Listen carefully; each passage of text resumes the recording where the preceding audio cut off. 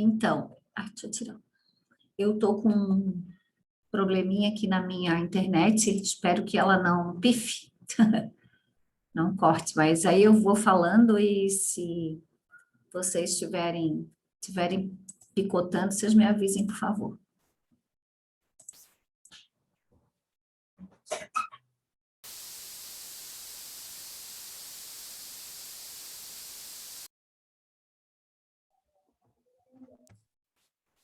Vamos lá.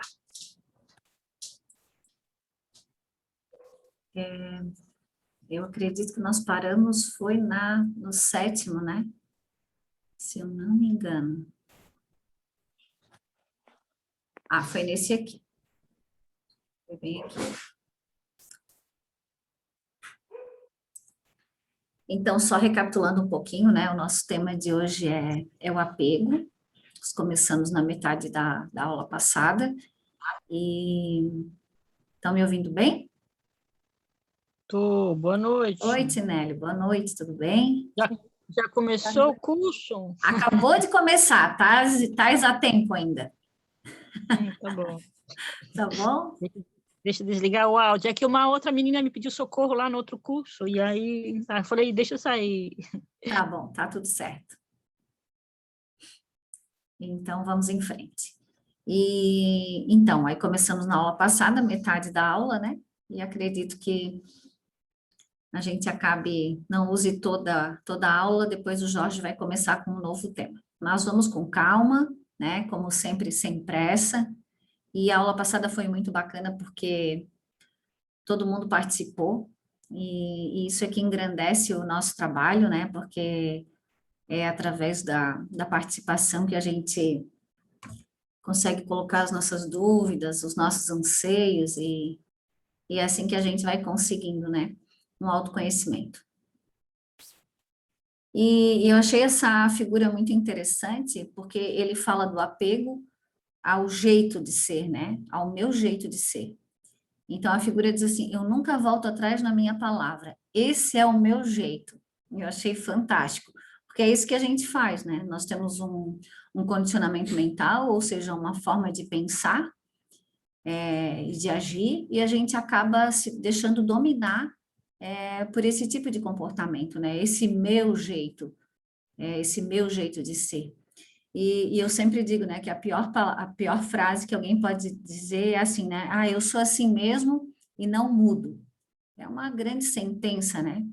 Uma sentença que leva a gente para baixo, porque a vida é uma constante mudança, um constante movimento. A gente vive num fluxo muito grande de tudo.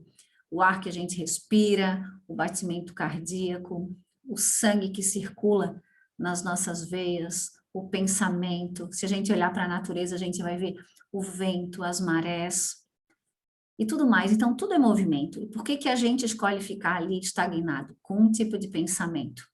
Durante uma vida inteira ou não, né? Com certeza durante muitas vidas. E perpetuando erros e sofrimentos e tudo mais, que a gente já conhece. A frase mais conhecida entre vós é: esse é meu jeito. Somos todos filhos de Deus, vivemos num movimento constante. A criatura insiste em se posicionar na inércia, mantendo um congelamento mental e uma incapacidade de flexibilidade. O que ele quer dizer com isso, né? Uma incapacidade de flexibilidade. Ou seja, nós somos quase incapazes de flexibilizar.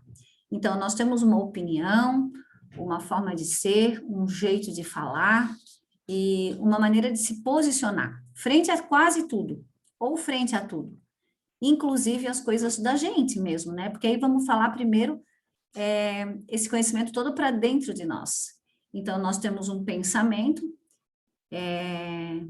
insistente, que domina, né? Porque ele vem do subconsciente, então, o impulso do subconsciente, ele é constante. E por nós não utilizarmos a nossa inteligência e da nossa percepção adequada, o que acontece? Esses impulsos, eles vão chegando, e eles chegam a todo momento, como eu já falei, e vão manipulando a vida da gente, simplesmente de uma forma quase que a gente vive como um autômato, né? É tudo muito automático. Então, o pensamento vem, o impulso vem, o pensamento chega, eu fico dominada, tenho um tipo de atitude, vem um pensamento, obviamente, primeiro, eu acabo tendo a ação e repetindo o que já faço milenarmente, né? Personalidade que deveria ser transitória torna-se amarra, ou seja, a criatura acredita ser o que vive no momento. Esse parágrafo aqui, ele realmente é bastante interessante, porque nós já estudamos a personalidade, né? Então, nós sabemos que nós temos um inconsciente, um consciente e um superconsciente. Isso tudo é transitório. Transitório por quê? Porque, através das experiências, nós vamos transformando essa personalidade, por isso que ela deve ser transitória, porque é movimento e não estagnação. E o que a gente faz? Como a gente congela esse pensamento, nessa mente mecânica que a gente tem, isso vira uma amarra para a vida da gente. Ou seja, eu sou assim, eu tenho o meu jeito. E vamos dizer assim, eu estaco ali, né? Eu crio raízes daquela forma mental, de uma maneira tão intensa que isso se torna uma amarra. Então, cada vez que eu quero avançar, cada vez que chega um estímulo na minha vida, e isso é sempre através do outro, né? Das situações que ocorrem, o que eu faço? E aí eu vou começar a querer a participação de vocês. O que a gente faz quando chega um impulso? Ou é só comigo, né? Que vem esse impulso do subconsciente e eu acabo fazendo do mesmo jeitinho de sempre. Quem aí se encoraja a falar um pouquinho?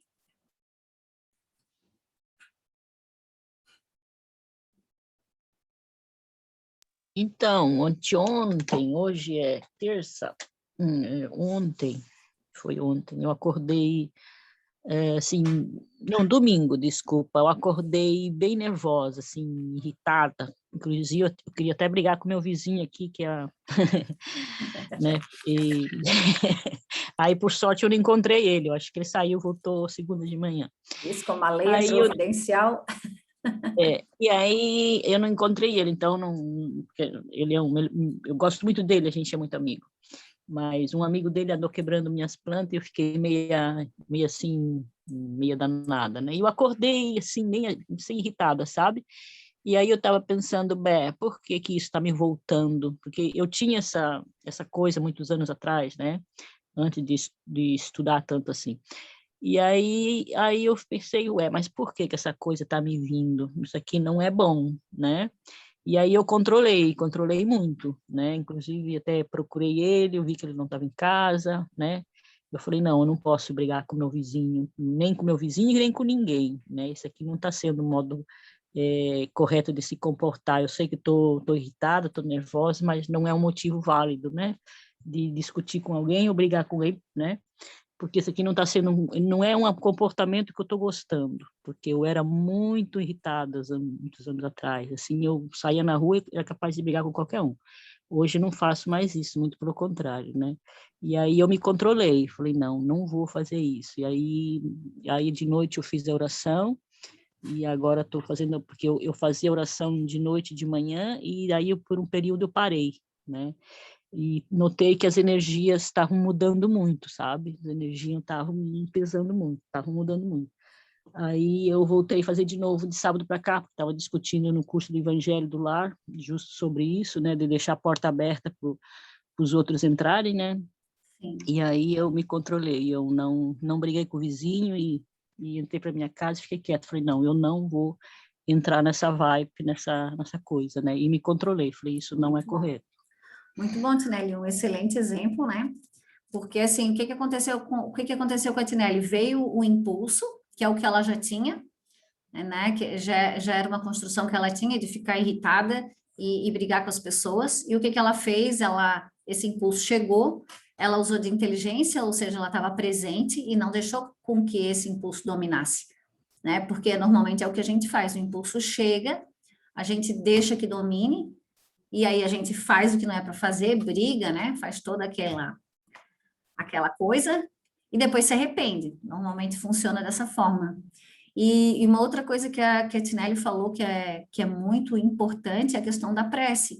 Porque quando a gente tem esse hábito da oração, é como se a gente refrigerasse a alma, vamos dizer assim, né? A partir do momento que eu me conecto com o alto, o que que eu faço? Eu recebo esses fluidos benéficos e eu acabo asepsiando, né, o meu ambiente. Isso favorece, porque quando a gente tem qualquer situação, a gente precisa ter um olhar mais amplo, né? Não seja, ok, alguém derrubou minha cerca ou quebrou minhas plantas e eu tô chateada e fiquei muito braba e pronto. Ou qualquer outra coisa que aconteça. É importante que a gente tenha sempre um olhar mais amplo. Isso quer dizer o quê? Opa, esse pensamento é meu, né? Eu estou sob influência. Não sei se quem participa aqui assistiu às aulas sobre influência, obsessão sutil, é muito bacana. Eu acho que eu postei no grupo. Se não postei, posso postar depois, nesse grupo, né? Porque a gente precisa estar atento a todo esse contexto, né? Do que é uma obsessão, do que é meu, do que não é meu, se eu estou sendo influenciada de alguma maneira, porque se eu consigo não deixar que esse impulso me domine e ter essa percepção do campo todo, né? Nossa, eu faço muito menos besteira, entre aspas, né? Ou seja, os meus pensamentos, eles não conseguem me dominar porque eu tô ali, dona da minha casa mental. Eu não quero isso para mim, foi o que a Tinelli fez, né? Não quero esse sentimento de irritabilidade. Eu quero ficar bem. E ela escolheu ficar bem, tomou conta do seu lar mental e seguiu em frente. Mais alguém quer comentar? Muito bom o exemplo da Tinelli.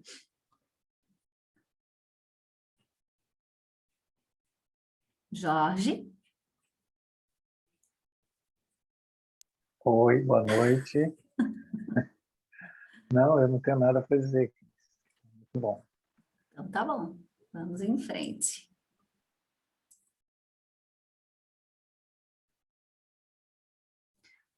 Hoje, pela manhã, eu recebi uma mensagem muito interessante. E ela falava justamente sobre, eu acho que vale a pena falar um pouquinho sobre isso, sobre o que é a gente ver-se, né? Vou ver até, acho que eu consigo, não vou ler toda que é grande, mas a primeira parte é muito interessante, para que a gente realmente perceba o que está por trás de tudo, né? Então, ele diz assim, que o que significa realmente o ver-se, né? Se ver é conseguir captar, compreender o sentimento obscuro que move determinada ação ou comportamento. E aí ele dá um exemplo, que serve muito para mim, né? Que diz assim, uma criatura que embrenha-se no auxílio ao próximo, que executa a ação de forma exagerada, ultrapassando seus limites físicos e financeiros, o que está por trás dessa necessidade? A gente está fugindo um pouquinho, mas na verdade não muito, porque está tudo muito envolvido, né? Porque assim, ó, por trás de cada comportamento existe um pensamento e existe um sentimento, né? O que está por trás disso? É muito bom ajudar os outros, ótimo, eu gosto bastante.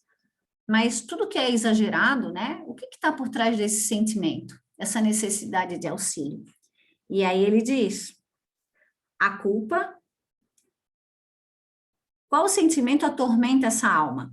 A culpa, a carência, as decepções acumuladas há centenas de anos, talvez a necessidade de ser aceito e reconhecido, ou ainda a vaidade? E ele diz mais, percebes como é intrincada e perturbadora a mente humana? Eu não vou ler o resto porque não cabe aqui. Mas quis comentar porque para a gente perceber que por trás de tudo existe um mais. Ou seja, a gente precisa aprender a olhar para a gente em profundidade. E isso significa o quê? Eu tenho uma vontade. O que que tá por trás dessa vontade? Né? O que me move? verdadeiramente? É o medo? É a carência? É a necessidade de ser aceito? É o desamor? O que que é? É o orgulho? Porque tudo isso deriva do orgulho e da vaidade, né? É a inveja? Então, é esse movimento que a gente precisa aprender a fazer. Porque, do contrário, a gente vai estar trabalhando na superfície, sabe? Não vai dar frutos esse nosso autoconhecimento. Porque a gente evita cavar mais. Porque cavando mais, a gente vai descobrir coisas que talvez nós não gostaríamos. Só que essa é a grande chave da mudança. Porque tudo que se faz, uma limpeza que se faça, se a gente faz superficial, o que que acontece? Né? A gente, qualquer exemplo que possa dar, tudo que eu faço pela superfície fica o quê? Fica mal feito. A coisa volta. Né? Volta a aparecer. Então, é preciso que a gente se descubra dessa maneira, de uma maneira profunda, mexendo nas dores que a gente tem na alma. Né? Então, não se deixem levar por qualquer pensamento que chega, seja ele qual for. Eu dei um exemplo aqui que parece maravilhoso, as pessoas que ajudam muito aos outros. Né? Mas daqui a gente pode tirar qualquer outro exemplo. Quem se irrita muito, quem se sente muito inferiorizado, muito infeliz, muito ciumento, muito qualquer coisa. O que está por trás disso? O que se esconde atrás desse sentimento? É o medo? Fica aí a reflexão para vocês. Acho que foi para trás. Na maioria das vezes, as sombras se agigantam, trazendo à tona o lado perverso do ser. O Jorge, na aula dele, falou sobre isso mais de uma vez. A gente recebe muito impulso do alto, né? Essa energia que chega, esse auxílio que chega, e a gente acaba não canalizando para o lado positivo, não canalizando para o nosso lado, vamos dizer assim, favorável, né? Então, o que acontece? Essa energia toda vai se acumulando no lado sombra, né? No lado desfavorável, no lado que puxa a gente para baixo, e não o lado que eleva. E o que acontece? Essas sombras, elas se agigantam, né? E se avolumam de uma tal maneira que a gente fica em descontrole. E muitas vezes a gente não percebe, na maioria das vezes a gente não percebe, e acaba trazendo o adoecimento do corpo físico. Então, todos nós temos um lado perverso muito grande. E é todos nós, né? Ninguém se exime disso. E como a gente faz de conta que vê, mas na verdade não vê, porque, mais uma vez eu digo que a gente vê na superfície, o que acontece? Aí a gente diz assim, nossa, eu tenho uma dor de cabeça que não me larga, eu tenho uma dor de estômago que não me deixa, eu criei isso, estou com aquilo, estou com aquele outro. Poxa, por que será? Né? Então, eu já tenho um conhecimento que nada é isolado, o ser é holístico, ele é completo, ele é integral e integrado a tudo, inclusive a natureza. Então, se eu tenho um pensamento, se eu tenho uma doença física, ela não se instala de graça, né? Então, simplesmente ela não vai aparecer ali num passe de mágica, né? Isso está diretamente vinculado à forma pensamento. E aí nós vamos pensar, mas as crianças, né, que ficam doentes e tal. Essa forma mental vem de outra encarnação. E essa criança traz essa doença instalada, ou a instalar-se, né, em tenra idade. Então, é preciso que a gente perceba que a forma mental, ou seja, a forma de pensar, ela é determinante para a nossa saúde física, nossa saúde mental. E por isso que ele diz que as sombras se agigantam, porque a criatura simplesmente vive num faz de conta, num adormecimento parcial, né? Sem perceber absolutamente nada, imerso nesse subconsciente que traz impulso o tempo inteiro, e a gente acaba passando pela vida sem conhecimento, ou seja, sem autoconhecer-se, simplesmente suprindo as necessidades básicas que a gente tem, que é alimentação, moradia, vestimenta e etc. O homem acredita que é o que verdadeiramente não é. Criaturas humanas têm uma visão nebulosa, veem apenas as aparências, a superfície. Acreditam que a figura que se apresenta é a forma real, inspirando o ser a acreditar que aquela imagem é a verdadeira. Então, a gente tem uma ideia que nós somos isso, que estamos hoje, mas nós não somos isso, nós estamos assim. Nós já sabemos que somos criaturas perfeitas, mas também demoníacas, né? Como o Dr. Maurício gosta muito de dizer, temos tudo dentro de nós, misturado. E não adianta querer ser diferente, porque a condição que nós estamos aqui como encarnados é essa. Nós temos uma mente mecânica e não adianta nós fugirmos disso, né? Então, temos um corpo físico e temos que conviver com ele. Então, não adianta a gente querer mirabolâncias, né? Mas nós precisamos entender que nós não somos o que nós estamos agora. Isso é só uma imagem que a gente acaba criando com todos esses pensamentos intrincados e congelados que a gente tem. Então, nós não somos isso, eu volto a dizer, nós estamos assim momentaneamente. Então, por isso que não é possível que se conceba uma ideia de inércia, né? Ou seja, o movimento é tão rápido que nós estamos congelados ali, parados naquele movimento, naquele sentimento, naquele pensamento, fazendo as coisas da mesma maneira sempre. Olhando para o outro do mesmo jeito, julgando, não entendendo, achando que sempre temos razão, trabalhando no egoísmo, primeiro eu, né? Sempre primeiro eu, o outro é que sempre tem a culpa, eu estou sempre certa. E é isso. Gente, eu estou falando muito tempo sozinha. Cadê o povo aí? Quem quer falar?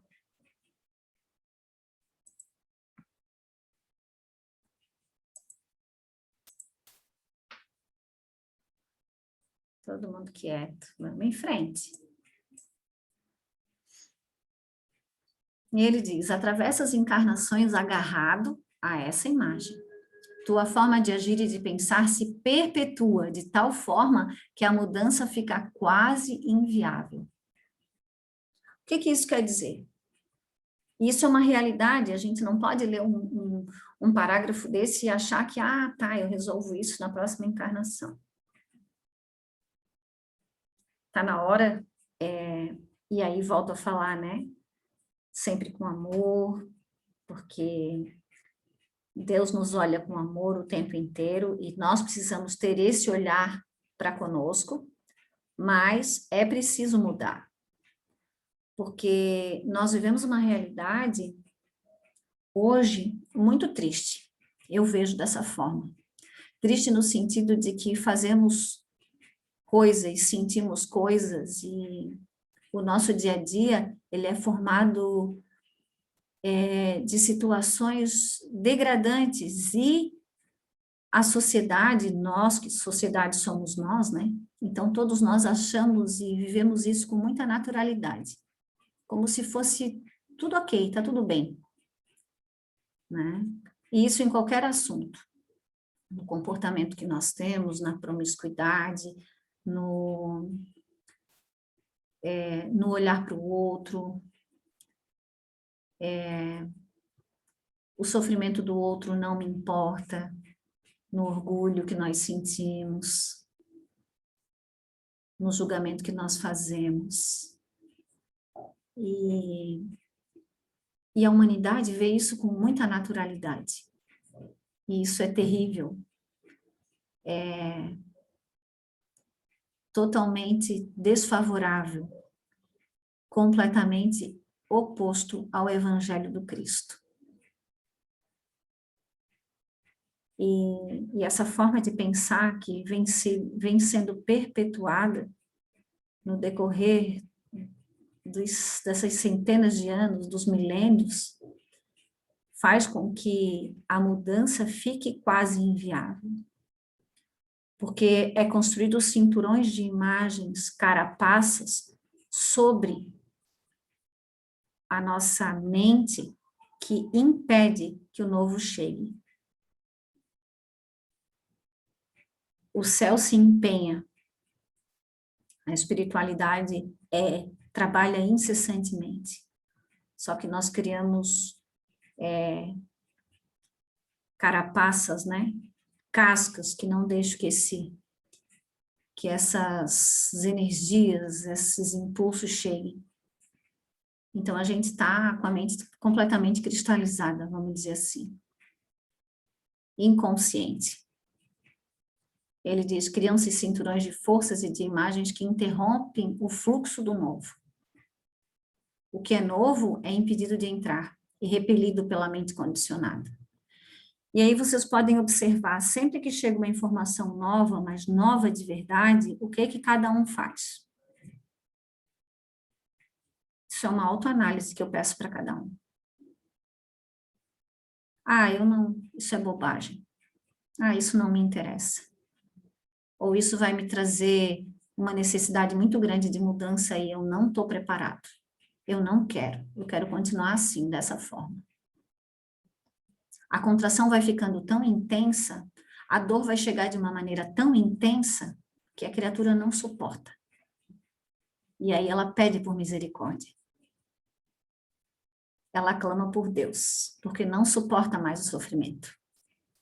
O sofrimento chega através da doença, chega através da dor, da tristeza, do vazio, do medo, e vai invadindo a vida de cada um de uma tal forma que fica simplesmente inviável sobreviver. E a gente está tendo estímulo o tempo inteiro para que saia dessa situação. O eu superior, que é amor e perfeição, espera um momento de voltar, de despertar desse soterramento provocado pela queda e pelo afastamento de Deus. Então, não adianta nós estarmos aqui 1h30 na terça, mais 1h30 na quinta, fazer as nossas orações, mas ter o comportamento idêntico ao de sempre, nos outros momentos da nossa vida.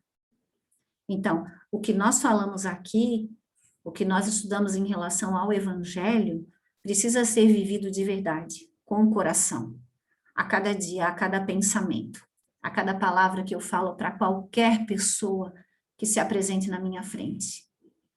Seja da minha família, seja um estranho, seja alguém que me pede um prato de comida, seja alguém que eu não goste, ou alguém que eu julgue. Eu preciso aplicar o Evangelho do Cristo. Do contrário, tudo isso aqui é perdido, é desnecessário. Se não existe uma vontade de mudança verdadeira, todos nós que estamos aqui, estamos perdendo o nosso tempo.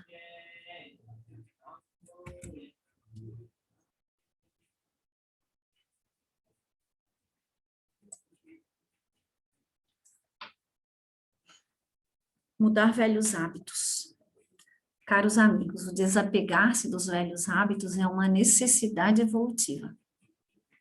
A vida te dá, a cada instante, muitas informações. Por trás de cada problema, de cada situação, há um enigma a ser desvendado. O que significa isso? Há um enigma a ser desvendado. Isso significa que nada é como se apresenta.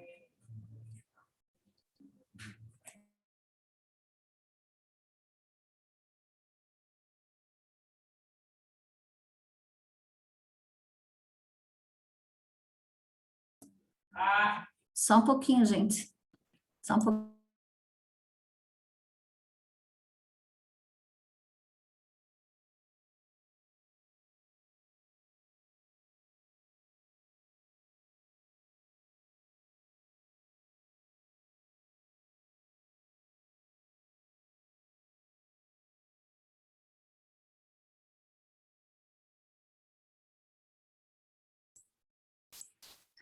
Ai, gente, desculpa, é que tinha um barulho exagerado aqui. Vamos em frente. Então, o que que é esse enigma a ser desvendado? Por quê? Por que que ele usa esse termo, né? Porque as coisas não são como aparentam. Então, por trás de cada problema, de cada situação, há um enigma a ser desvendado. Ou seja, existe um campo muito vasto a ser desvendado, desmembrado, né? Por trás de cada situação. Ou seja, cada sentimento que eu tenho. Se eu tenho medo, o que está por trás desse medo? Né? Se eu me sinto insegura, o que tem ali? O que está por trás disso tudo? Porque a partir do momento que eu for verificando, me observando, me conhecendo e realmente indo a fundo de cada situação, de cada sentimento, eu vou me descobrindo, né? Quem é a Cristiane nesse momento? O que eu preciso transformar dentro de mim? Para que eu esteja convergente com esse evangelho, para que realmente eu consiga evoluir, né? Porque ele diz assim, desapegar-se dos velhos hábitos é uma necessidade evolutiva. Então, enquanto eu estiver agarrada a esses velhos hábitos, fazendo as mesmas coisas, eu vou ficar dando voltas, né? Porque a evolução é uma necessidade, e ela acontece de qualquer jeito. Só que a gente pode abreviar esse caminho, e pode sofrer muito menos, né? Então, não precisa ser tanto pela dor, pode ser pela compreensão, pelo entendimento e, consequentemente, pelo amor. Porque a partir do momento que eu compreendo, que eu olho para o outro com indulgência, eu estou utilizando de quê? O que é o perdão? É amor. O que é indulgência? É amor. Então, tudo isso nos aproxima do Pai, nos aproxima de Deus, desse centro que emana amor, né? E é uma necessidade. Então, a vida está aí dizendo para nós, olha, é preciso uma mudança, existe essa necessidade, e a criatura fica ali, né, estagnada, fazendo as mesmas coisas, sentindo do mesmo jeito. E aí é que a gente fala tanto do coração, que a gente precisa vir para o coração, porque o coração é o símbolo do centro, é dali que emana todo o bem, é ali que se encontra a centelha divina, é Deus está conosco o tempo inteiro, só que está ali tudo soterrado por tantos hábitos equivocados que a gente tem. O controle, né?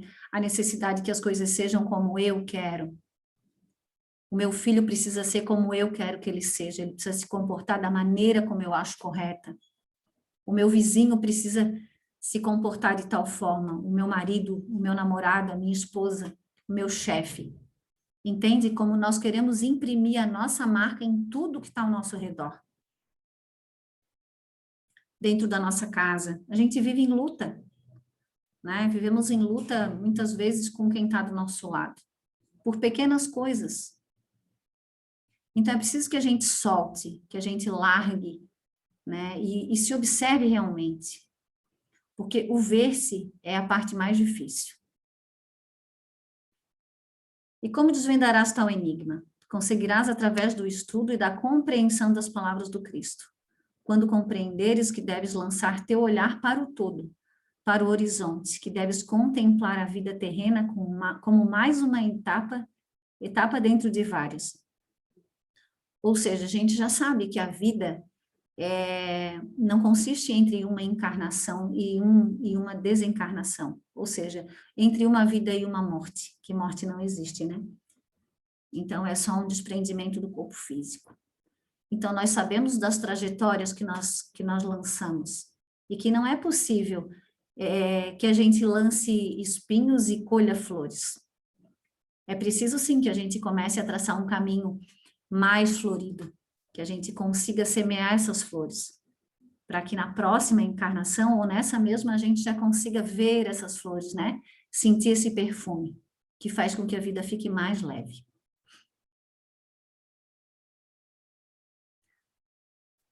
Tuas mazelas enredam-se há milênios, é hora de resolvê-las. Falemos ainda do apego que tens à tua parentela terrena. O que ele quer dizer com isso, né? Porque nós viemos de vidas passadas, de milênios de existência, né? E sempre com as mesmas mazelas. Então é preciso, chegou a hora, a gente sabe que a gente vive um momento de regeneração, e é preciso que a gente acorde para isso, né? E acorde de verdade. Vives de maneira tão iludida, e por tal fato a dor te chega como um punhal que atravessa a carne viva. Então, são 3 tipos de apego que ele comenta aqui no texto, né? O apego às coisas materiais, o apego ao jeito de ser de cada um, e o apego à vida, ou seja, a vida dos nossos parentes, né? E realmente, porque nós vivemos iludidos. Por que ele fala que a gente vive iludido? Porque nós temos uma ilusão de poder e de controle. Então, nós queremos controlar, inclusive, a vida e a morte das pessoas. E aqui eu não me isento disso, porque ninguém quer perder ninguém quer nenhuma doença na sua família, que é uma coisa que desestabiliza muito a vida da gente, é uma doença que chega na gente mesmo ou em alguém próximo. Mas percebem como isso também é um condicionamento? Também é uma ilusão? E ele diz, né, que a dor chega como um punhal que atravessa a carne viva, porque realmente é uma dor lacinante. E aí ele diz, né, por que te iludes tanto? Já paraste para pensar sobre essa realidade? A vida terrena é finita para ti e para quem amas. Então, desde os primórdios, né, nós sabemos que é dessa forma. As pessoas nascem e as pessoas morrem. Mas nós, por condicionamento e por necessidade de controlar e por apego, né, porque nós não compreendemos que nós somos filhos de Deus e que estamos aqui de passagem. O meu filho é meu filho nesse momento. O espírito que veio para ser criado por mim, porque foi gerado por mim, que com certeza tenho débitos com ele, tenho acertos para fazer com ele. Quem é a minha mãe? Quem é o meu pai? Por que que a vida, com a sua sabedoria, com a inteligência da lei, agrupa as pessoas numa mesma residência?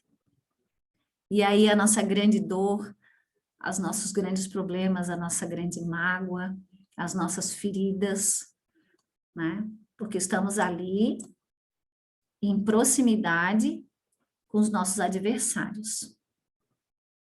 E a encarnação tem esse objetivo, de trazer-nos juntos, né? Para que aprendamos a amar. Esse é o objetivo principal de estarmos aqui. Então, a vida tem o seu cenário, né? Do trabalho, nós precisamos trabalhar, precisamos comer, estamos aqui nesse mundo da matéria, né? Que o nosso objetivo maior é que o espírito absorva essa matéria, e isso acontece com a evolução, porque nós somos criaturas decaídas, e por isso estamos aqui na matéria, carregando esse corpo físico, com esse grande objetivo, de aprendermos a amar. E ele diz, as doenças, os acidentes levam os teus amores no estalar de dedos. Sempre foi assim e sempre será. Então, desde que o mundo, é assim.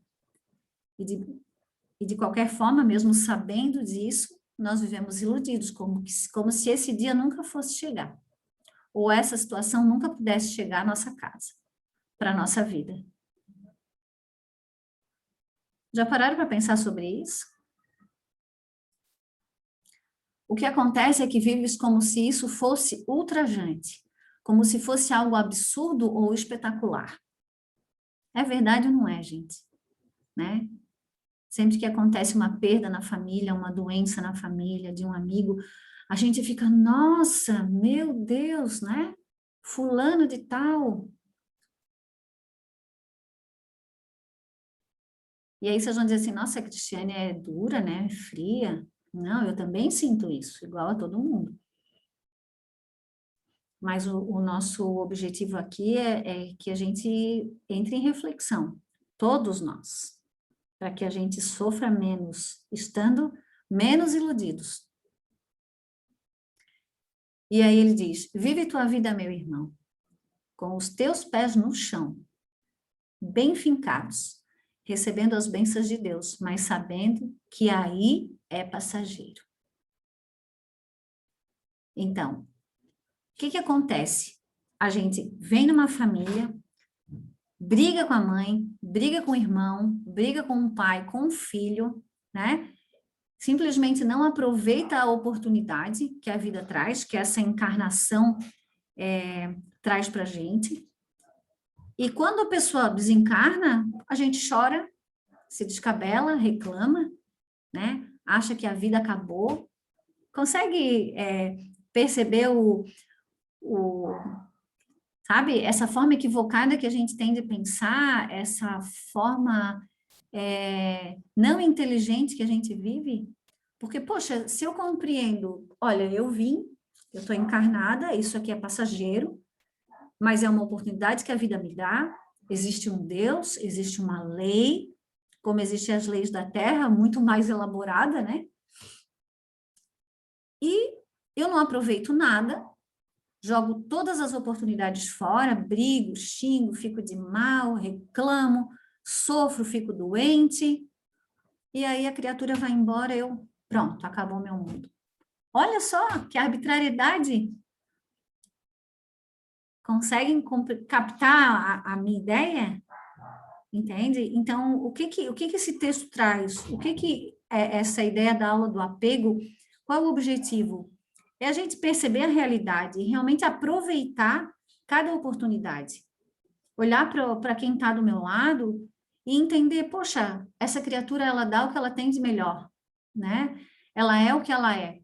E se eu estou aqui do lado dela, existe um objetivo para isso. Pois se nada é por acaso, tem um objetivo para eu estar aqui com essa pessoa, para eu estar passando por isso. Que informação é essa que ela está me dando? Poxa, olha, ela está me dizendo que eu sou assim, assim. Ela está me dizendo que eu sou muito rigorosa. Ela está me dizendo que eu sou muito exigente. Poxa, será verdade? Poxa, eu acho que é. E agora, o que eu faço com essa informação? Né? Então, isso é viver com o pé no chão. Poxa, Deus me dá bênçãos todos os segundos da minha vida, né? E eu estou aproveitando? Não estou aproveitando. Alguém quer falar, gente? Eu estou falando muito já. Ô, Cris, Oi. eu queria esclarecer uma coisa que eu tenho, não sei se é certo ou se é errado, né? Tá. Em confronto próprio à morte, né? Eu, quando, por exemplo, morre uma pessoa da minha família, um amigo, uma pessoa, eu não provo, assim, uma grande tristeza, eu provo, assim, como uma grande liberação, e sinto até como uma espécie de inveja, porque ele morreu e eu não, e eu fiquei, né? Não que eu Sim, queira sim. morrer, mas Entendo. eu sempre tive a curiosidade da morte, né? Eu sempre sinto isso. Agora, com esse problema da Covid, né, que aqui no sul da ilha morreu bastante gente que eu conheço, né? Como eu sou voluntária de pessoa e animal aqui no sul da ilha, então tem muitas pessoas bondosas, muitas pessoas maldosas que vinham agredir a gente, porque a gente fazia esse tipo de trabalho, e chegou a morrer, assim, família inteira, né? Uhum. E aí as pessoas me ligavam, falavam: Maria, morreu o casal inteiro, né? E aí, assim, eu sentia, assim, não compaixão, mas eu não sinto, assim, aquela tristeza, aquela coisa, eu sinto uma liberação, né? Inclusive, até eu liguei para uma amiga, eu falei: nossa, mas eu acho que eu estou ficando doida, né? Por que eu sinto eu sinto uma liberação, uma liberdade, né? Como foi, né? E não provo esse atacamento de chorar. Por exemplo, também que quando faleceu minha mãe, ela faleceu na minha mão, mas tanto dos meus amigos faleceram todos na minha mão, né? E assim, que ela estava também com 89 anos, estava sofrendo, até pedi para Deus que ela levasse e parasse de sofrer, porque, né, sofreu muito, é o comum. E eu, assim, provo liberação, até como uma espécie de inveja que aquela pessoa foi, né? Mas não é uma inveja negativa, uma inveja positiva, né? Eu sinto um grande senso de liberdade. Não sei se isso é normal ou esse é um erro grande. Não, eu vou te dizer o que eu penso disso, e eu acho que a gente se sente um pouco culpado por conta do próprio condicionamento da sociedade, né? Então, quando tu vê, eu experimento isso às vezes, assim, eu perdi uma pessoa muito querida de Covid também, um tio, né? E eu chorei, porque eu senti tristeza, mas não revolta, é diferente, né? De tu achar, nossa, isso é ultrajante, ou é uma coisa absurda e tal. Porque esse é o entendimento que a gente precisa ter. Porque se aqui a gente diz que é uma prisão, né? Porque isso está no Evangelho, né?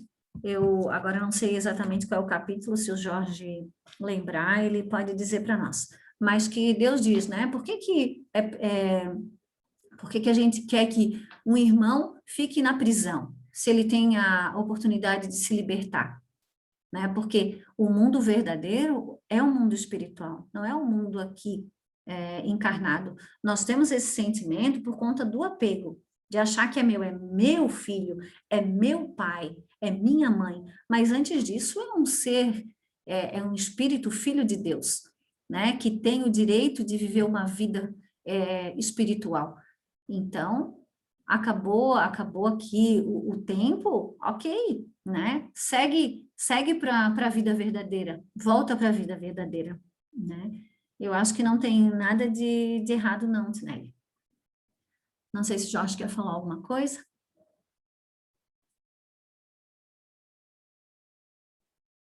Oi, Cris. Não, acho que você falou muito bem. O capítulo, acho que é Há muitas moradas na casa do Pai, quando ele fala exatamente dos mundos inferiores, né? Então, mas você já disse tudo aí. Sim. Bem isso aí mesmo, tá bom? Então, vamos em frente. Mas esse capítulo da tantas moradas na casa do Pai, eu sempre entendi que era uma coisa muito interna nossa, e não depois da morte, né? A parte que é depois da morte também tem tantos planos espirituais, né?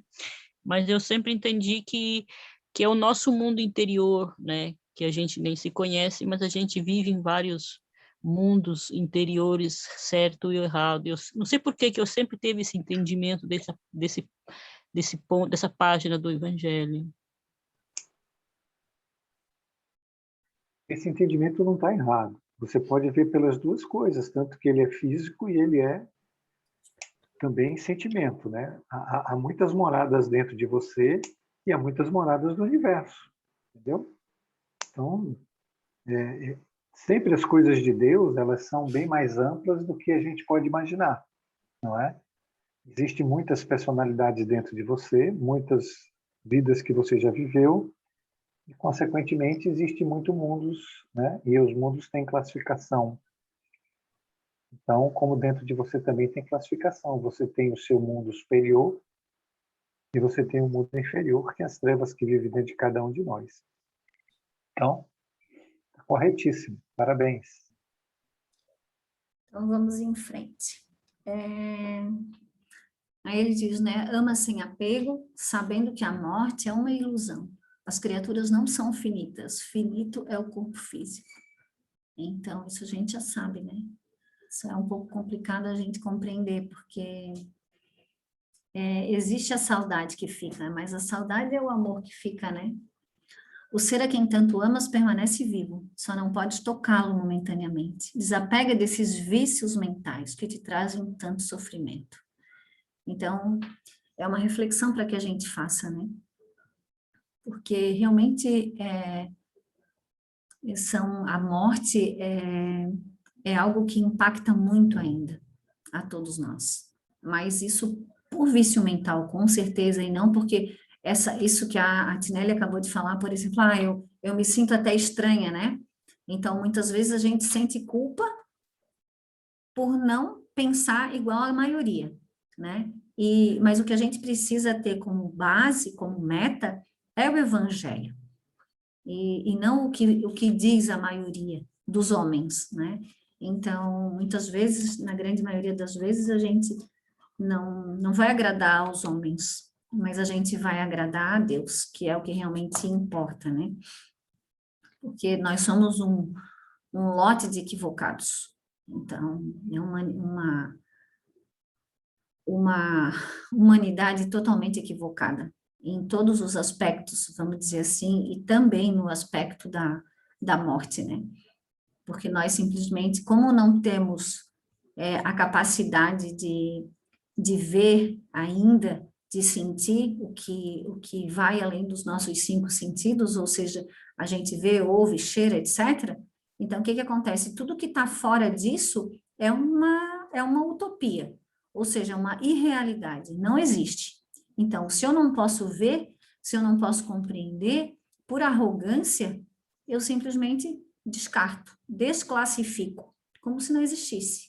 Por isso, tantos mitos ao redor né, em torno da morte. E a gente sabe que nada acaba. É só uma mudança de estado, né? Eu deixo um corpo físico e permaneço com o meu espírito, né? Com a minha forma mental, inclusive. Por isso a importância disso tudo que a gente tem feito aqui. E eu falo mais uma vez, nós deixamos como objetivo, primeiro, as coisas do mundo, né? Então, claro, todo mundo precisa trabalhar, ganhar dinheiro, comer, sustentar sua família, e lá no 5º, 6º lugar vem a parte espiritual, né? E teria que ser o contrário, eu preciso trabalhar sim, mas eu preciso ter esse conhecimento permeando toda a minha vida, no meu trabalho, nas coisas que eu faço no meu dia a dia.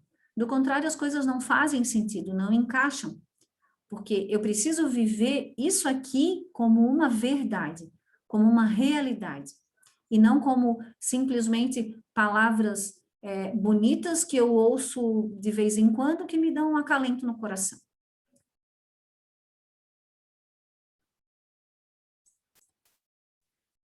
Enxerga a vida como realmente ela é. Uma passagem. Usa esse tempo maravilhoso e cresce, mas cresce na direção correta, fazendo com que tua existência seja um contínuo florescer. O que isso quer dizer, né, gente? Olha, a gente tem todas essas forças que nos puxam para baixo, e eu sei que não é fácil, né? Apesar de que o Jorge diz que é fácil, mas não é fácil, porque são muitos impulsos que puxam a gente para baixo, e tem todo um pensamento coletivo que arrasta o arrastamento que a gente tanto fala. Mas também tem uma força que puxa a gente para cima. É preciso que a gente levante a mão, alcance, sabe? E esse alcançar demanda esforço, demanda uma observação diária, contínua, um estado de consciência, sabe? Desperto o tempo inteiro, eu preciso estar desperto o tempo inteiro. Do contrário, esse subconsciente, que é um mar que me domina, ele toma conta, porque o impulso é a todo instante, eu estou recebendo impulso. Então, se eu tenho uma mente preguiçosa, se eu tenho essa preguiça mental instalada, que a maioria de nós tem, o que acontece? Eu simplesmente canso, eu boto no piloto automático, e a vida segue.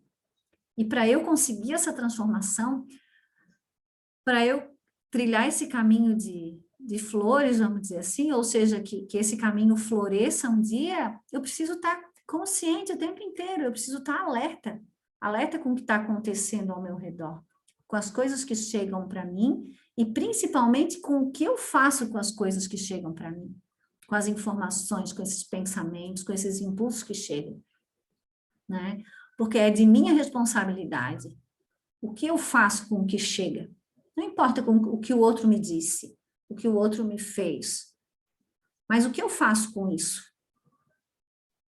Eu estou usando isso tudo para me impulsionar para cima, né? Me impulsionar para o alto, ou para me afundar mais? Para perpetuar esse comportamento que eu já tenho. Que as flores que espalhas pelo caminho exalem o perfume do bem, do amor e da compreensão. Sejas indulgente, meu irmão, com tudo e com todos. A vida é grande bênção. Um grande e fraterno abraço do nosso amigo. Eu não sei se ficou alguma dúvida, A minha aula encerra aqui. O Jorge vai começar um tema novo, mas se alguém quiser fazer algum comentário, é só falar, por favor.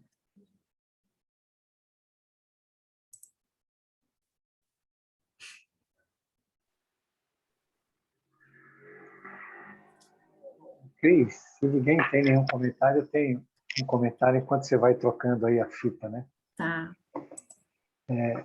Esse tema que a Cris acabou de falar, gente, ele é de extrema importância. Se a gente não compreender os nossos apegos, a gente não evolui.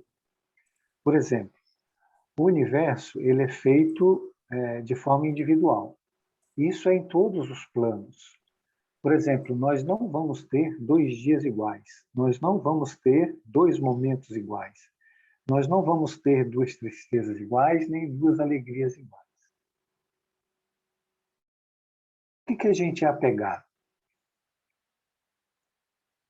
Esse apego, ele cria o que a gente chama do congelamento da consciência em poucos movimentos daqueles que nós vivemos e que, porventura, nos trouxeram algum tipo de alegria. Aí eu quero repetir essa alegria. E aí eu repito o comportamento. Mas o universo diz, não, o universo é individual. Mesmo que eu tenha a minha consciência congelada e eu tente repetir o movimento, eu vou conseguir até um certo ponto, mas ele vai ser individualizado até o ponto que eu nem consiga perceber, porque minha mente vai estar tão cristalizada que eu estou pensando no resultado, naquela alegria que eu tive, naquele ganho que aquilo me proporcionou. E acontece que eu vou me congelando mais. Hoje eu estava estudando um pouco, refletindo um pouco sobre a lei do ritmo, que é uma das 7 leis do Kybalion, do Hermes Trismegisto. Faz alguns dias que eu venho pensando sobre ela. E aí eu cheguei a esses tipos de situação que nós estamos conversando, sobre individualidade.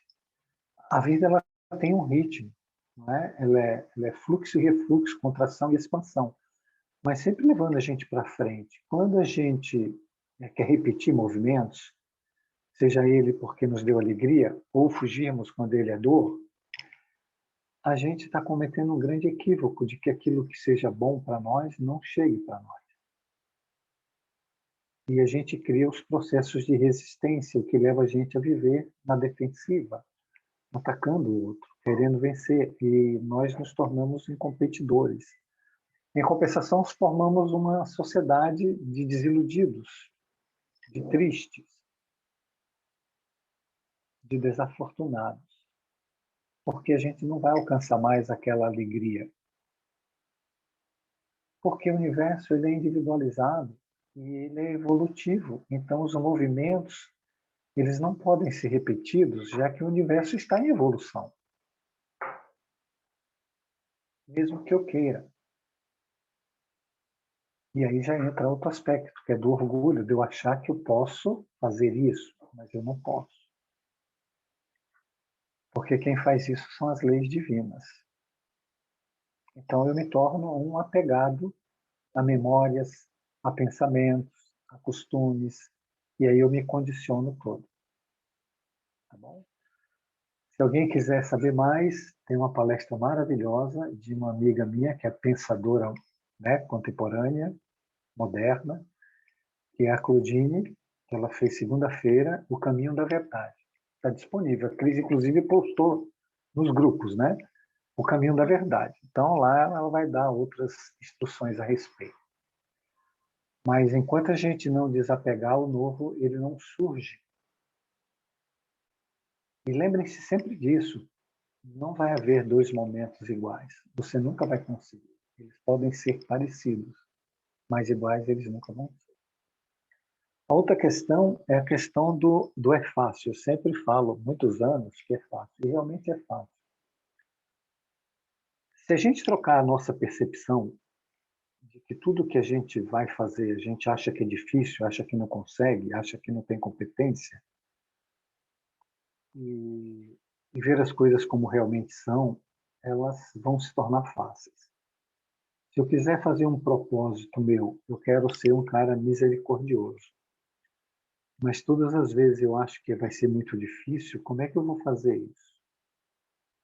Agora, se eu mudo a minha percepção e vejo que a vida vai me apresentar problemas, e que através desses problemas eu vou evoluir, porque a evolução está realmente na forma com que eu enfrento os problemas, e se eu usar a minha inteligência e usar a minha vontade, eu vou conseguir, aí se torna fácil.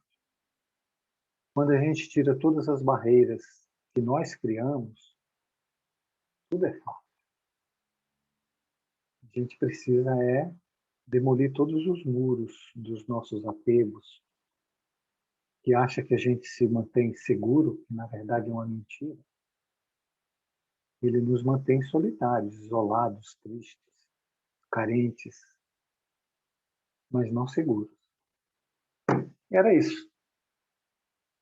Assistam a palestra da pensadora, filósofa contemporânea, Claudine Ribeiro. Vocês vão adorar. O Jorge tem que contratar você para o marketing. Mas ele tem toda a razão. Sua palestra foi muito boa, Clô. Muito Tá boa vendo? mesmo. Parabéns. Eu não vi ainda porque ainda não teve tempo, mas eu vou ver ela. Eu vi que botaram lá no grupo, e eu vi, falei, ó, interessante, mas eu não teve tempo ainda de ouvir, mas eu vou ouvir ela, ou amanhã, ou depois de amanhã eu vou ouvir ela. Tá vendo, Claudine? Aí é uma barreira para você desconstruir, receber elogios que você merece. Obrigada. Gente, nós vamos falar um pouco agora sobre misericórdia. E como era apego, até que combinou as coisas, porque para a gente se desapegar, a gente precisa ter esse senso de auto-perdão, de auto-indulgência, de auto-amor, que a gente não tem para com a gente mesmo. Isso tem um porquê. Na verdade, o arquétipo ele não é da misericórdia, o arquétipo é da culpa, né? Mas para a gente se libertar da culpa, a gente precisa de misericórdia. A culpa, ela apresenta uma dualidade, que é a misericórdia, que é a harmonia. Então, nós sempre vamos começar do plano inferior para o plano superior. Então, nós vamos começar da culpa para alcançar a paz e a harmonia.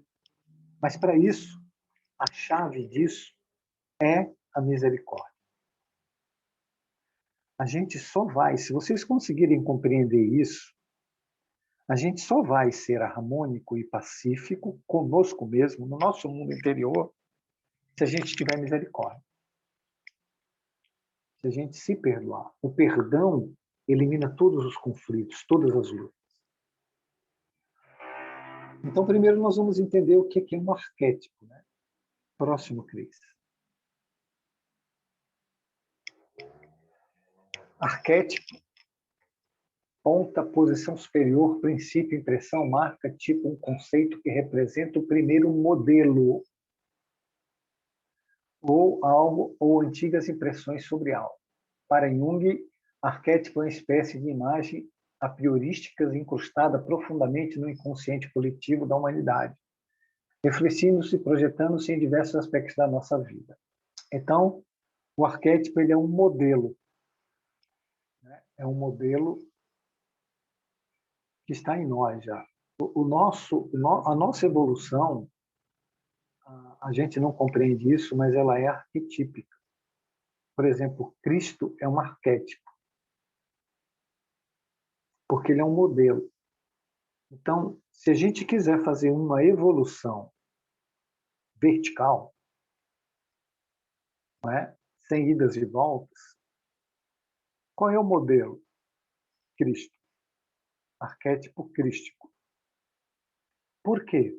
Porque esse modelo ele foi estudado por Deus, não é? Todas as possibilidades de erro, todas as probabilidades de fazer as coisas erradas, tudo foi estudado. E desse estudo completo, aí Deus fez um modelo. Olha, se qualquer encarnado do planeta Terra quiser fazer uma evolução vertical, o modelo é Cristo. Por isso que ele diz, eu sou o caminho, a verdade, que leva a vida em abundância. Ele é um modelo criado por Deus. E todas as outras situações da nossa vida são modelos que já foram estudadas e sabe-se o começo e o fim delas. Nós temos um começo, uma jornada, né? Que ela começa no átomo e vai terminar no arcanjo. Toda essa jornada ela é feita por modelos. A gente aqui não tem consciência disso. Por isso que o Jung também ele fala assim, qual é o mito que você está vivendo agora? Qual o modelo de personalidade que você está vivendo nessa encarnação? Ninguém sabe responder. Próximo, please.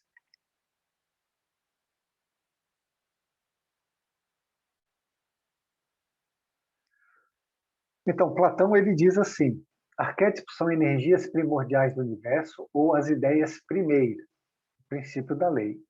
Então, quando Deus criou o universo, né, a primeira manifestação dele foi como a lei.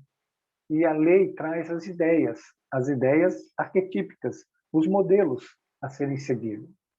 Os arquétipos são um projeto do nosso universo antes que exista. São energias vivas, conscientes, que se expressam no nosso mundo. São símbolos que determinam o que sentimos quando os vemos, ouvimos ou percebemos. Não importa se de forma consciente ou inconsciente. Nós estamos vivendo o mito, o símbolo, o arquétipo. Ele é lei, não é? Quando fala assim, a lei é feita de possibilidades e probabilidades. Cada possibilidade dessa é um arquétipo. Então, você pode pegar qualquer arquétipo desse e viver. Né? E tem até o livro do Joseph Campbell, que, se alguém quiser assistir, tem aula no Nova Acrópole também, A Jornada do Herói. Tem o mito do Hércules, os 12 trabalhos do Hércules, que são os 12 trabalhos que nós vamos fazer também. E já são arquétipos, já está determinado isso. Próximo, Cris.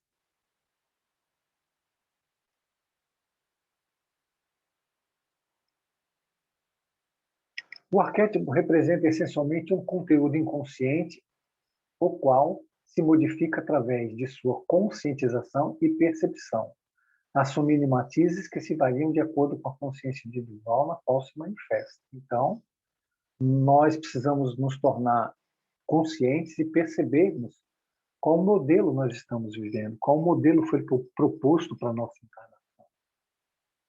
Né? E aí você vai evoluir, o arquétipo ele evolui, você vai evoluindo dentro desse conceito também. Vocês estão entendendo? Está todo mundo bem quietinho. A aula da Cris também, ninguém falou, agora também ninguém falou, está muito frio. Sim, não, tá Próximo, bom. Cris. Aqui. Vocês estão todo mundo entendendo, eu fico avaliando o que vocês estão entendendo. Estão Próximo, entendendo. Cris. Por isso é de vital importância que não se pense nos arquétipos como em imagens fantásticas, que passam rápidas e lugídias, ou seja, longínquas, que elas não existem, mas como fatores permanentes na realidade. Então, os arquétipos, eles são uma verdade. Eu acabei de falar do arquétipo do Cristo, não é? Tem o arquétipo do professor, tem o arquétipo do velhinho, tem o arquétipo do atleta. Tudo isso são modelos, são arquétipos. Tem o arquétipo da mãe, que é um dos grandes arquétipos, inclusive o grande símbolo da Terra, que é Gaia, ou Geia, né?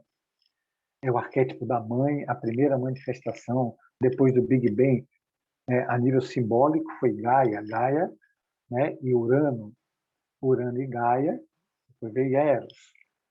Eros é o amor. Do amor de Urano com Gaia, ou Geia, nasceu Cronos. Porque Urano é fora o tempo, não é? Ele é consciência. O Cronos já é o tempo, o nosso tempo, tempo e espaço. E daí vai, depois vem Zeus, etc, etc. Próximo.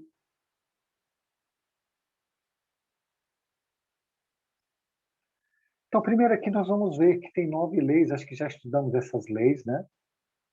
No princípio sempre é o caos, nós vamos falar um pouco do caos para a gente entender um pouco, né? Nesse caos utilizou muito de força, né? Um ganhava do outro na força. Depois veio a astúcia, que é o momento que nós estamos vivendo aqui. A astúcia, vamos entender ela como manipulação, mentira, tal, mas da lei de Deus. É quando você pega uma realidade de Deus que está na lei, por exemplo, perdoar o próximo e você não perdoa. Não é? No caso da culpa, é a harmonia e você nunca se harmoniza. Por isso que uma das coisas que Jesus colocou no Evangelho é a reconciliação. A reconciliação nada mais é que você se harmonizar com o contrário. Essas correções são feitas pela lei de causa e efeito que nos levam à retidão, leva a gente à lei de honestidade, honestidade da gente com Deus. Nós vamos lembrar aqui o arquétipo de São Francisco, quando ele ficou nu, não é? E essa nudez dele representava ele mostrando a alma para Deus e dizendo que ele não tinha nada para esconder, que a alma estava limpa. Essa é a honestidade. Tudo é sincronizado, tudo é complementar, tudo é interconectado, tudo é equilíbrio para chegarmos à ordem. Então, o processo evolutivo, nós vamos sair do caos para ordem. Não existe evolução sem ordem. Aí vocês vão entender. Quando Jesus fala assim, bem-aventurados os mansos e os pacíficos, você precisa colocar ordem. Primeira coisa é você se tornar calmo, manso. É você se pacificar. O segundo passo é a misericórdia. Por isso que eu coloquei a arquétipo da misericórdia. Você só vai se pacificar se você for misericordioso. Você só vai se harmonizar se você tiver misericórdia, tiver o perdão, a indulgência. Se você não aprender a perdoar e a ser misericordioso, você vai viver em luta. Você vai viver no caos. Você nunca vai colocar ordem. Por quê? Porque os tipos psicológicos que vivem na gente, eles vão querer preponderar, principalmente aqueles mais raivosos, mais irritados, mais nervosos. E a lei, né, pela lei de equilíbrio, vai jogar a gente do hiper para o hipo. Nós já estudamos isso também. Então, eu viver numa desordem psíquica permanente. Vocês entenderam isso? Acorda. Sim, estou entendendo. Só a Tinelli que está acordada. Acorda. Sou eu que estou na aula hoje. Exatamente. Não, eu também estou aqui, tá? Vocês estão entendendo que precisa sair do caos para a ordem? Por isso que o sentido de observar a mente, o sentido de pacificação, de mansidão, de misericórdia, ele é necessário. Senão, não vai ter ordem. Então, vamos ver o caos.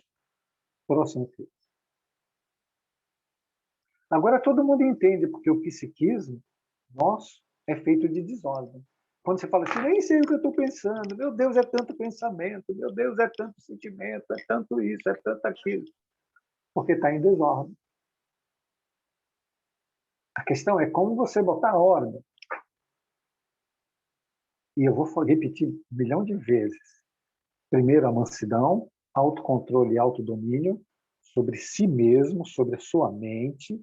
Mas esse autocontrole, esse autodomínio, ele precisa ser realizado com misericórdia. Se usar qualquer outra coisa que não seja misericórdia, você está aumentando o caos.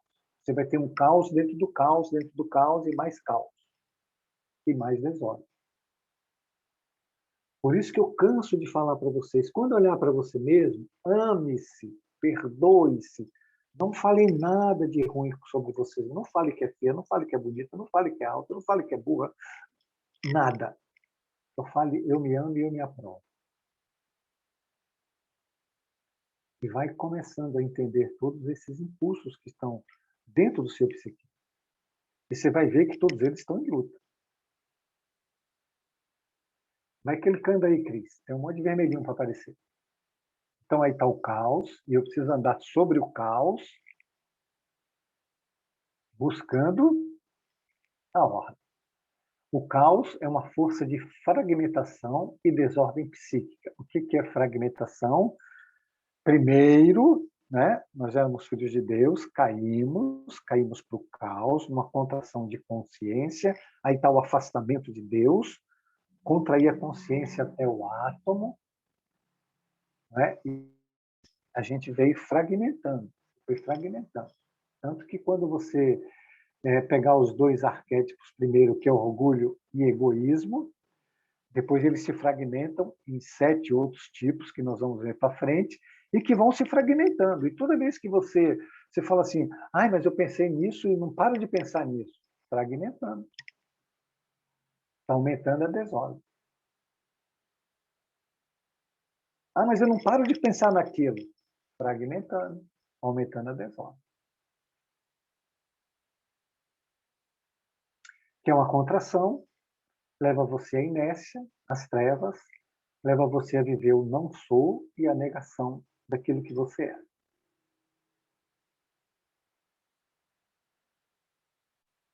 Próximo, Cris.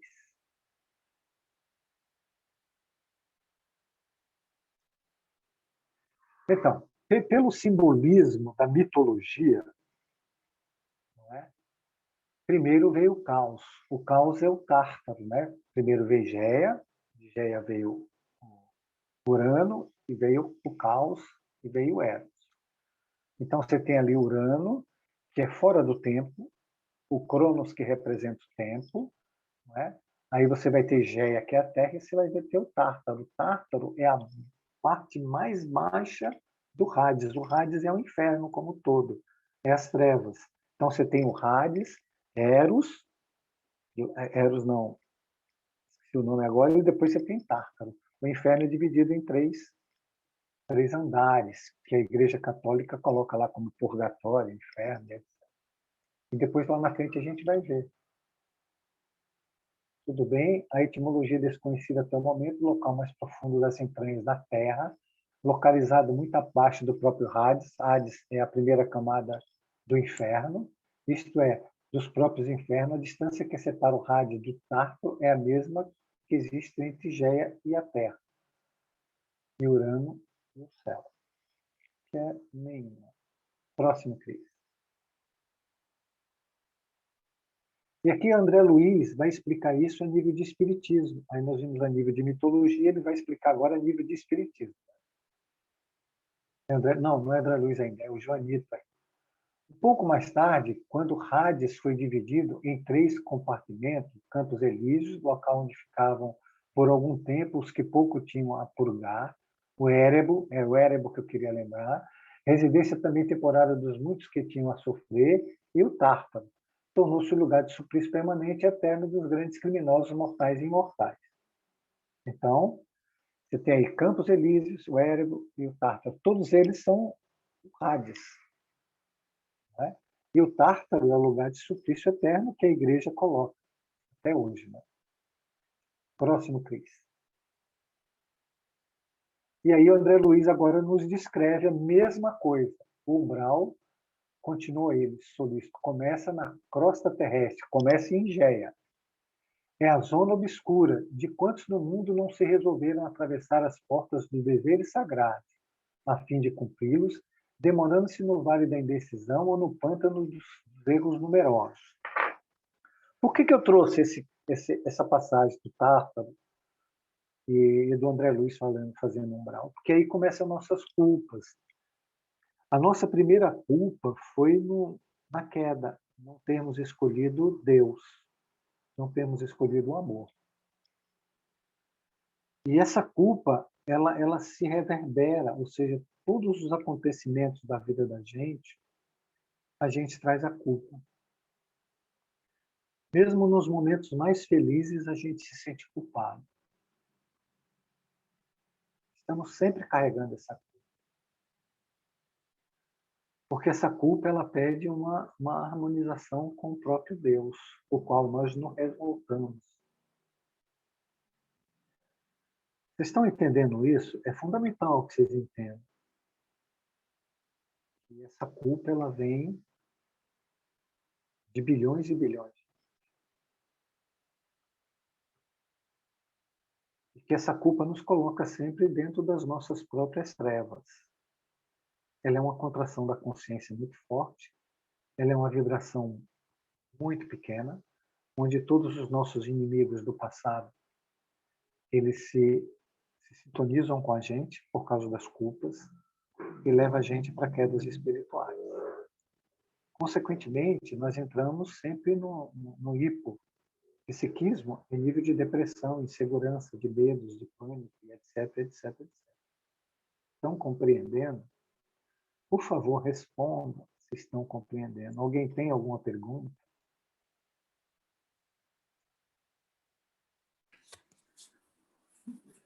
Eu não tenho pergunta, Jorge, mas o entendimento que eu tinha era um pouco diferente disso, então é desconstruir algo e tentar ampliar a visão, sabe? O entendimento, na verdade. Mas tranquilo. Tranquilo, assim, até. Eu acabei de chegando na metade da aula, então estou pegando agora, assim, não peguei o início, então vou ficar aqui só tentando absorver. Nós estávamos com saudades de você, ô Fabrício. Fazia tempo que você não batia o ponto aqui com a gente. Ai, mas eu não estou batendo ponto presencial, mas eu estou batendo ponto virtual, porque eu acabo revendo as aulas e assistindo, e pensando, ai, queria perguntar, mas estou bem feliz, está tudo bem, está tudo certo. Tá bom. Alguém Obrigada, mais? Jorge, pela Próximo, Cris. pergunta. Nada. Apareça, hein?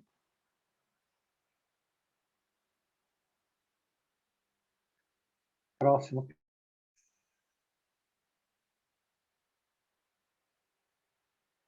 Ah, ô Jorge, Oi. desculpa interromper, só uma questão. Quando apareceu aquela imagem da Terra ali redonda, tinha, que era, acho que uns 13 slides antes, tinha uma palavra que estava amarela com fundo preto. É a última parte, lá embaixo. Isso. Se eu pensar que a Terra é redonda, o que está embaixo não teria que estar em cima? Não dá para pensar Não. dessa forma? Acho que não, né?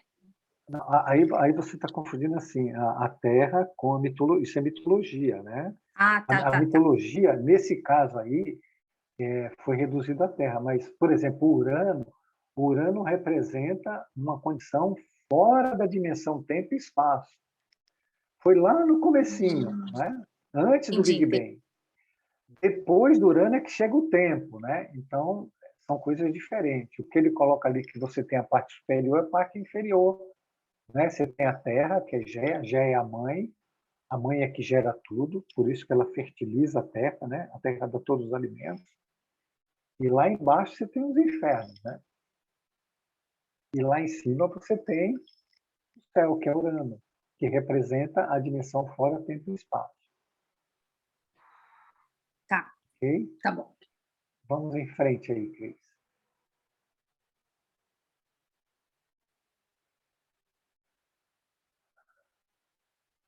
Nessa movimentação, repetindo marchas e refazendo velhos esforços, ficam à mercê de inúmeras vicissitudes. Assim é que muito costumam perder-se em plena floresta da vida, perturbados no labirinto que tracejam para os próprios pés, classificam-se aí os milhões de seres que perambulam no umbral. Outros, preferindo caminhar às escuras, pela preocupação egoística que os absorve, costumam cair em precipícios estacionando no fundo do abismo por tempo indeterminado. Então, você tem ali a primeira parte do umbral, né? Que tem milhões e milhões e milhões, e você tem os egoístas mesmos, que estão no Tártaro, na parte mais profunda, no abismo dentro do próprio umbral.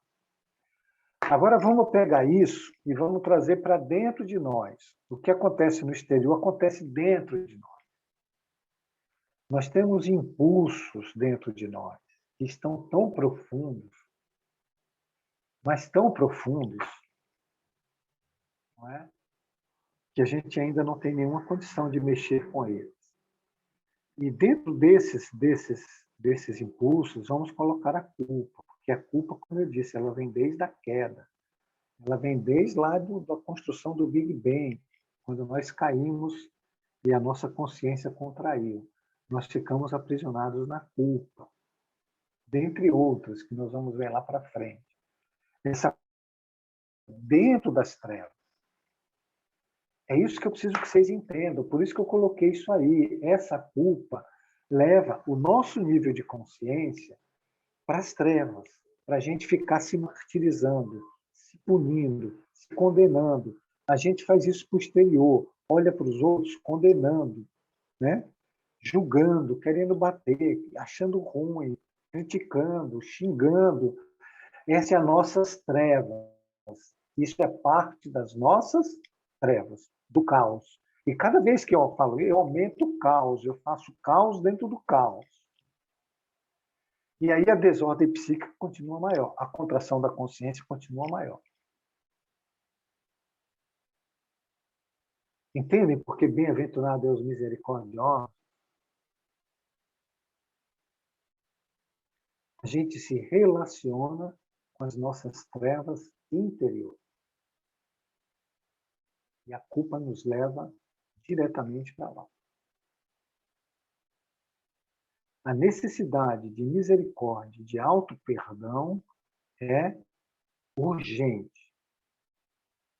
Mas urgente mesmo.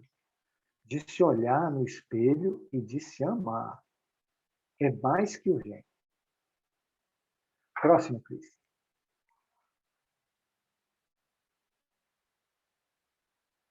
Então, o Jung ele nos diz aí, as complicadas situações de sua vida e as influências do meio ambiente se fazem sentir de maneira tão forte que abafam a débil voz da natureza. Esta é substituída, então, por opiniões e crenças, teorias e tendências coletivas que reforçam os desvios de consciência. Em tal casos, é necessário que a atenção se volte intencionalmente para o inconsciente. Então, nós estamos lá nas trevas, a gente não consegue ver nada. E ele diz lá, ainda a vozinha que vem, que a Cris se referiu lá antes, que continua indo para a sombra, a vozinha débil, fraquinha, que ainda chega até nós, ela é sufocada.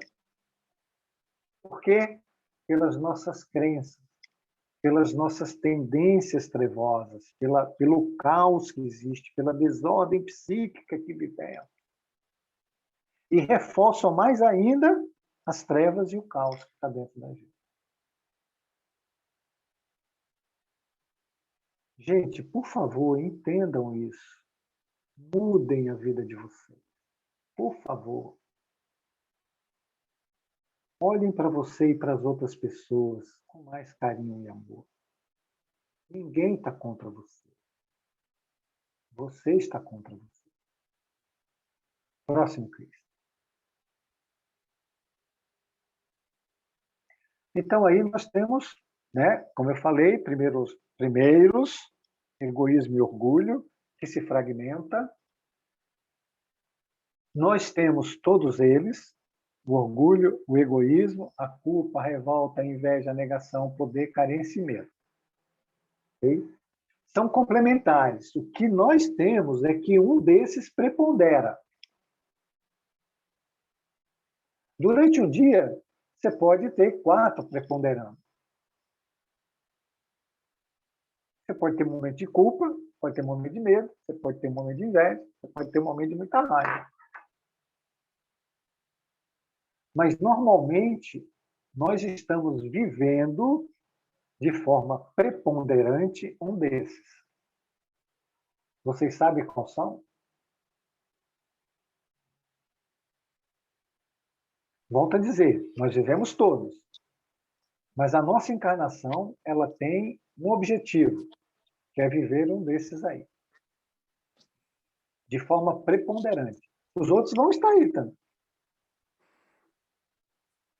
O medo? Não sei. Você que tem que dizer. Ah, tá. Não, você tem que responder o seu. Eu não sei se é isso. Você que tem que dizer. Olha, eu tenho todos. O que prepondera em mim é o medo. Mas tudo bem. Será que não é a carência? Não, acho que é a culpa. Vou começar você tem aqui. todos Minha eles. mãe mandou Eu quero saber qual escolher. que prepondera. E assim cada um vai responder o teu, não é? Tem todos. Temos todos. Todos eles são complementares. Eles estão juntos. Lembra das 7 leis? Todos estão interconectados, sincronizados, complementares. Mas um deles prepondera.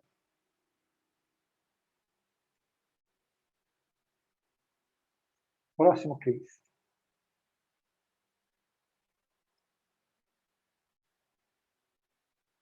Então vamos lá. Esse é o famoso e maravilhoso K. Krishnamurti. A paz só pode nascer depois de perfeitamente compreendida a confusão que nós mesmos criamos. O caos que existe em nós. Se você não compreender o caos que existe em nós e o que está aumentando esse caos, você nunca vai resolver. O que aumenta a sua desordem psíquica? Se você não compreender isso, nunca você vai sair disso. E você nunca vai alcançar a paz. Tendes de pagar o preço da paz. Tendes de o pagar voluntária e alegremente. E esse preço é o libertar-vos da malevolência, da mundanidade, da ignorância, do preconceito e do ódio. Se ocorresse em vós mudança tão radical, poderíeis cooperar para o advento de um mundo pacífico e sensato. Para teres a paz, deveis de ser compassivos e condescendentes com você, primeiro com você. Você faz em você as transformações que você quer irradiar, espargir para o mundo. Se você não fizer em você, é falso. Você está parecendo, é o parecer, você não é o ser. Jorge, Oi? eu estava pensando agora com essa fala do Krishnamurti e também da palestra de segunda, eu estava pensando assim que por isso que é difícil para a gente pensar, né, nesse caminho de verdade e de paz que a gente sempre está procurando e quer encontrar, porque o caminho ele é só um, ele é esse que a gente deixou de trilhar a vida inteira, porque a gente negou, não quer lidar com essas situações e procurou outras coisas, outras situações para se distrair e tentar sentir um pouco de prazer. Então, quando a gente realmente se compromete a querer viver em paz, viver em harmonia, tudo só vai ser possível trilhando esse caminho que a gente não quer, né? Lidando com essas Exatamente. situações. É isso aí, Claudinho. Parabéns. A mesma coisa, se você resolveu, né? Você objetivou a sua vida. Eu vou ser misericordiosa. Não é? E eu vou ser misericordiosa. Qualquer lugar que você chega, que alguém te ofenda, você perdoa. E daí, o que acontece com você? Nada. Você continua em paz. E muito pelo contrário, você não se vinculou ao mal. A questão é como você colocou. Por que para nós é tão difícil perdoar? Por que para nós é tão difícil ser invulnerável aos maus tratos, né? À raiva dos outros, ao mau humor do outro? E por que a gente quer controlar o outro, que o outro mude, enquanto a gente não quer fazer nada para nós mudar? Então, você está mais que certa. O caminho da verdade ele é muito fácil. Agora, como diz o Krishnamurti, você está disposto a pagar o preço? E tem que pagar com alegria? Aí entra os Sim. outros arquétipos, né, Claudine? Entra a revolta, É. entra a negação, aí entra a inveja, aí entra a arrogância, um quer ser melhor que o outro, a competição, e aí acabou. Foi por água abaixo. Porque o impulso prepondera. Aí vamos voltar, Claudine, quando eu falo, e vou morrer falando. O primeiro movimento é autocontrole e autodomínio. Então, é pegar o impulso, controlar e dominar. Como? Com o objetivo de pacificar. Então, você tem que usar de misericórdia com você mesmo. Você tem que olhar, como o próprio Krishnamurti fala, para um impulso teu sem reclamar dele, sem xingar, sem dizer que ele é ruim, sem dizer que é bonito, sem dizer que é feio. Nada. Só olha com ele, com o coração cheio de amor. Pronto. Você aprendeu a fazer. Você faz uma vez, duas, 10, daqui a pouco você está fazendo com todo mundo em todos os lugares. Porque não existe autocontrole, autodomínio se você usar de guerra, de luta. Você vai aumentar a desordem, você vai aumentar a energia que está na sombra, que vai voltar muito mais facilidade. Entendeu, Claudine? Entendeu todo mundo? Todo mundo está escutando, vocês estão entendendo? Pelo amor de Deus. Gente, se vocês soubessem Sim. como isso é fantástico, de bom, e que a gente, como disse a Claudine ali, maravilhosamente bem, é uma iluminada, né? Que a gente se recusa a fazer por nada. A gente nem tenta.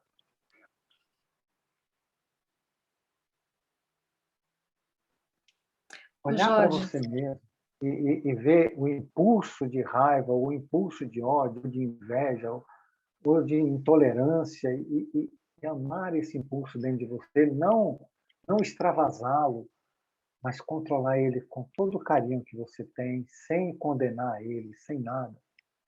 Se você fizer isso com você, você vai aprender a fazer com o irmão no exterior. Porque é a mesma coisa. Diga, Fabrício. assim, não é fácil no primeiro momento fazer, porque a gente está acostumado a agir de maneira impulsiva, né? Com essa mente mecânica e impulsiva, desatenta, etc, etc.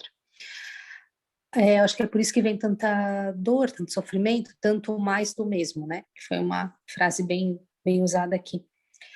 Aí, quando se faz o primeiro movimento, que é o autocontrole, você tem aquele pensamento de revolta, de inveja, seja lá do que for, essa coisa, esse pensamento mais negativo, e eu compreendo que é o que está dentro de mim, que eu estou emanando, isso vai voltar, eu parto do princípio que eu não quero mais me machucar, sabe? Porque dói ficar se ferindo o tempo inteiro. Não estou nem pensando no outro, pensando só, né, no caso, nesse processo de autoconhecimento. E sabendo, entendendo que quanto mais eu ressoar, quanto mais eu emitir pensamentos de baixa vibração, isso volta primeiro para mim, isso é, a primeira pessoa atingida sou eu, exclusivamente eu, é um ato de, não sei se existe essa palavra, mas de descompaixão, é muito grande. Porque é ficar machucando a criação de Deus, sabe? E aonde que tem amor nisso? Não tem. Não tem ato de amor nenhum. Então, como é que a gente quer melhorar se a gente mesmo se machuca? Como é que a gente quer melhorar, Fabrício, né? Sim. se você E aí, coloca assim, o começo do impulso, aí você olha para o impulso e diz assim, não, esse impulso vai voltar para mim, eu não quero esse impulso comigo. sim. Você está com um impulso egoísta e querendo corrigir ele com outro impulso egoísta. Não é? Sim. Porque você está corrigindo o impulso egoísta porque você não quer ele. Não é porque machuca o outro. Ou não é porque está errado. Ou não é porque ele é amor. É simplesmente assim. Bom, se eu fizer isso, vai voltar para mim. E eu não quero isso. Então, ele pode ser por medo, ele pode ser por egoísmo, ele pode ser porque você não quer sofrer, por uma série de coisas, mas não é pelo amor. Então, você está usando o mesmo conteúdo para resolver um problema do mesmo conteúdo, não é? Você tem que olhar para você, para o impulso, não é porque você vai sofrer, é porque você quer se amar. Você controla aquele impulso para que o ser que existe dentro de você, ele venha à superfície. Lembra lá quando o Jung falou que a débil voz não consegue chegar porque nós estamos aprisionados, e a Cris falou antes, né? E a mentora Joana de Ângela chama de carcaça mental, né? Couraça mental, e outros autores chamam do cinturão de imagens, ou é um cinturão de vibracional, onde a vibração nova não chega. Então, tem que quebrar isso aí. Não é? Então, você controla isso para que o impulso possa vir à superfície. Quando você diz assim, não vou fazer isso por conta, você está parecendo, é parecer, não é ser, não é? O autocontrole e o autodomínio, além de você se amar, ele faz o seu ser verdadeiro, ser que é amor, surgir. Então, quando você olhar para o impulso teu, não diga que você vai fazer ele porque você não quer sofrer. Não diga nada. Olhe para ele. Ame o impulso. Sinta ele no seu coração. Quando eu digo ame, é você sentir. Se você não vai falar nada, você vai sentir. Pega aquele impulso, traz ele para o coração e aí você, se você não diz nada, você não é um parecer. Se você fala assim, eu quero amar, então você está usando o ego, você está parecendo, né? É parecer. Quando você não diz nada e você sente, você está sendo. Você está deixando que o ser espiritual saia das entranhas, né? Lembra que as trevas que cobrem precisam sair para que ele venha à superfície. Então, não diga nada, aprenda a viver no silêncio interior, sentindo tudo você. Não é? Sentindo cada pensamento, sentindo cada emoção, sem dizer nada, não diga que sabe nem que não sabe. Simplesmente sinta. Volte a sua percepção para dentro de você. Viva o seu mundo interior. E aí você vai resolver todos os seus problemas a partir daí. Dentro do seu coração, como a Cris falou, é o símbolo do centro. O centro quer dizer o espírito, o amor. Ok? Nosso tempo acabou, a Cris já desligou tudo, e ela vai fazer a prece para nós. E terça-feira que vem tem mais. Não, Obrigado, é só, gente. Jorge. Eu só tirei slide, né, Jorge? Já apagou até a luz aqui. Ó. Não, né? Então vamos lá, Cris.